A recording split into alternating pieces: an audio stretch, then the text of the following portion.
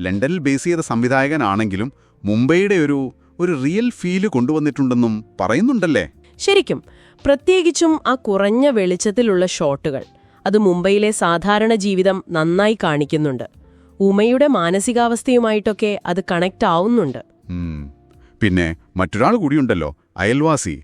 ശീതൾ, ഛായാകഥം. അതെ, അവരൊരു പുറമെ ഭയങ്കര ഹാപ്പിയായി അഭിനയിക്കുന്ന ഒരാളാണ്. പക്ഷേ സംസാരത്തിലൊരു നിഗൂഢതയുണ്ട്.